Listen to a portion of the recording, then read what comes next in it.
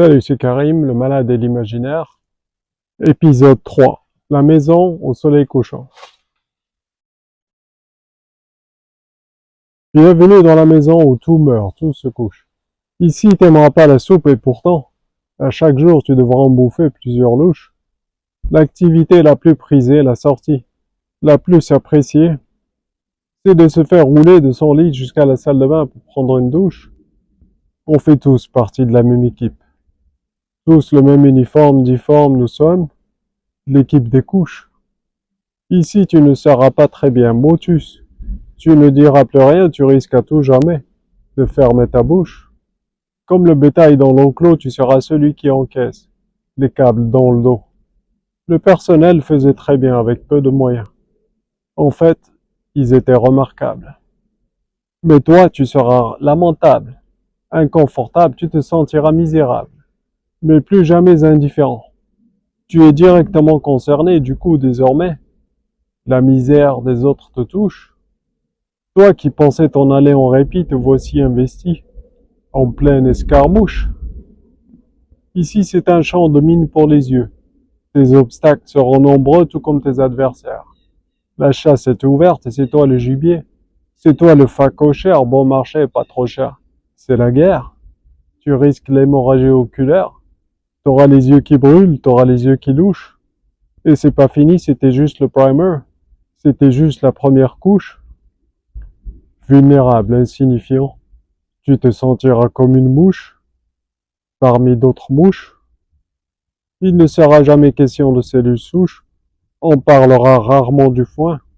Le focus sera exclusivement porté sur la fourche. Ici, c'est l'île où les pirates abandonnent leurs victimes, avec une bouteille de rhum, un pistolet et une cartouche.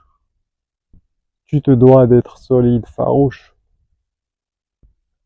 C'était il y a quelque temps et des poussières. Chez moi, c'était les chantiers. Des travaux devaient se faire.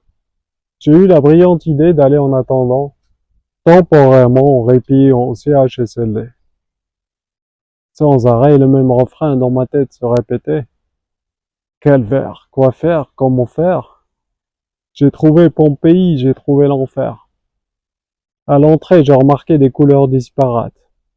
Un fort sentiment d'abandon et de nostalgie m'a envahi, suivi d'une douleur aiguë de tout le corps jusqu'à la rate. Le stress du cubicule, l'ambiance était pénible, affreuse plus que nulle. Il n'y avait pas de bulles, partout des pustules.